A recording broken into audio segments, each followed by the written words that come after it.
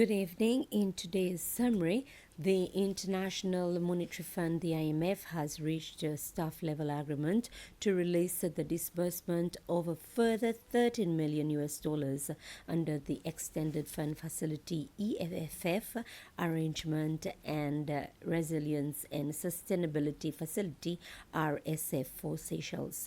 Mr. Todd Shedner, the head of the IMF mission, who has been undertaking the fund's review in the country for the past 2 weeks, made the announcement during a press conference at the central bank this morning.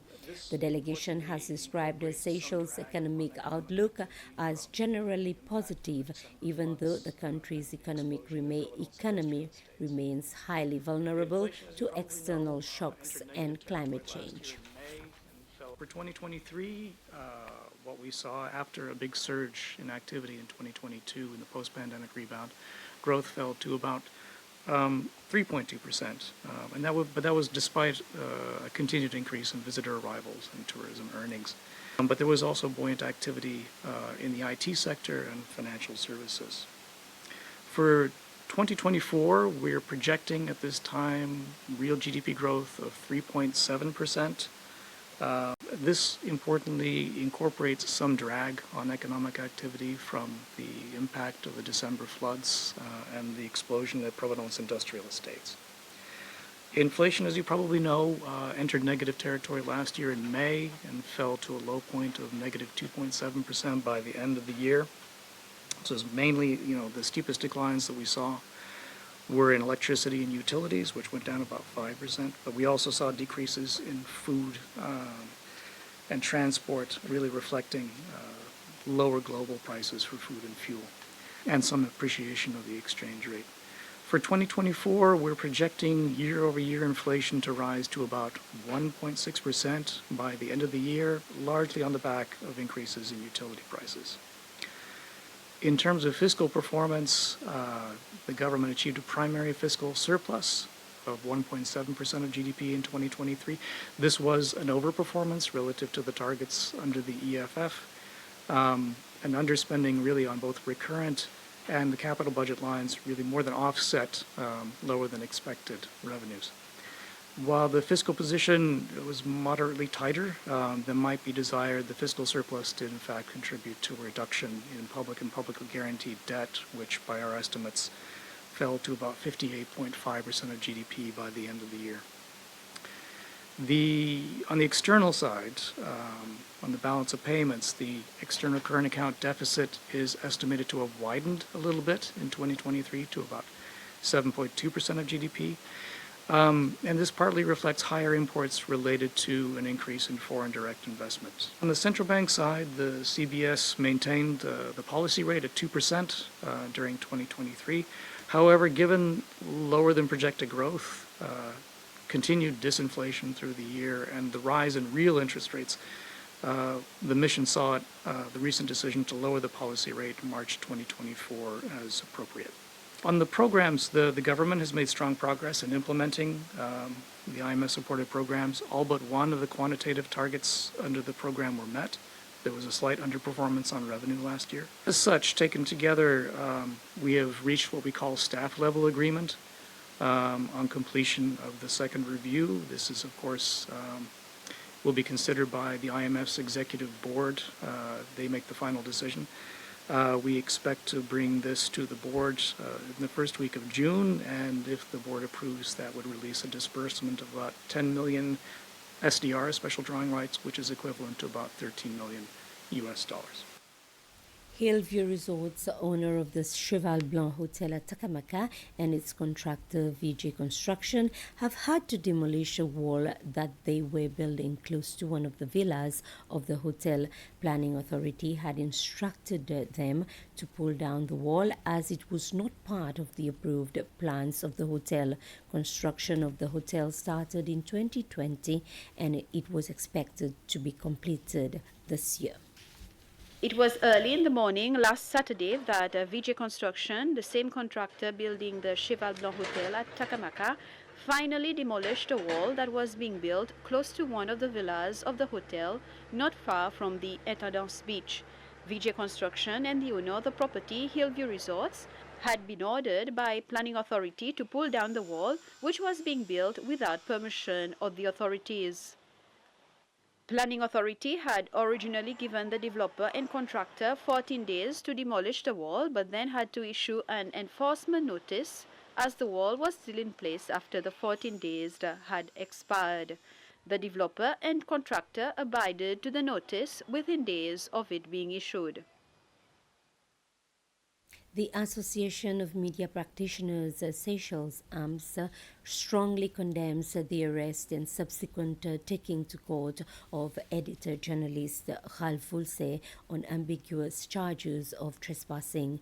In a press release, AMS states that it is closely following the development on this matter and is keeping its international partners in the know. Volsey's arrest is the latest in a series of actions which AMS perceives as being a potential threat and constraint to freedom of press in the Seychelles, while acknowledging that it is any aggrieved person or organization's right to have recourse to the court if they feel that they have been wronged. AMS is pointing out that locally there are structures such as the Seychelles Media Commission in place to deal with such matters in a fair manner.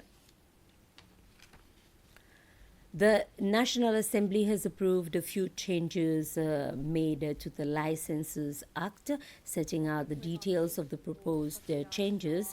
The Minister for Investment, Entrepreneurship and Industry, Devika Vidot, said that the primary objective is to strengthen the business environment in the country. Minister Vidot also spoke of decentralization of licensing.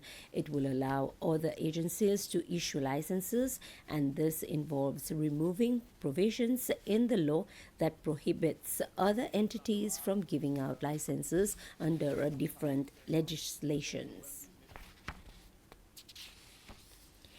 In the National Assembly this morning, the Minister for Finance, National Planning and Trade, Nadi Hassan, has made a presentation on the law on privileges and immunity, the law which came into force in 1980, as well as its amendments in 2021, regulates and establishes the criteria, rights, exemptions, privileges and immunity to diplomatic missions, individuals and international organizations under the Vienna Convention, of which Seychelles is a signatory. According to Minister Hassan, the Ministry of Foreign Affairs and Tourism can, through an order, grant privileges and immunity to a sovereign power or to any person working for that sovereign power. After the minister's presentation, the National Assembly went into committee stage to allow members to ask questions on this declaration. Members of the National Consultative Committee on Employment started consultation to review the Employment Act. The Minister for Employment and Social Affairs, Patricia Franco, officially launched this discussion through a short address this morning at the Independence House. The minister shared some of the new proposals that will be discussed by the National Consultative Committee on Employment, which will soon be shared and discussed with other stakeholders and members of the public as well. The exercise that we are doing today is part of the consultation process that we are required to undertake in line with our international obligations, in the spirit of tripartism and social dialogue. In this spirit, we are obligated to undertake consultations with workers, employers, and other relevant parties. So to give you an idea of what is to come under the new Act, for instance, employer ceasing the operation of its business is not required to initiate and comply with a negotiation procedure if there is an agreement with the workers. The introduction of adoption leave, the transfer of the grievance procedure from the Ministry to the Employment Tribunal, the inclusion of the conditions of employment to the Employment Act, and a new framework to regulate employment of children with very clear limits. The review would ensure that the Employment Act remains the foundation for an economic system aligned with current realities of the labor market, modernization, and efficiency, and supports economic stability through protection for both employers and employees. And with this, we end today's summary. Thanks for watching. More news coming up at 8. Good evening.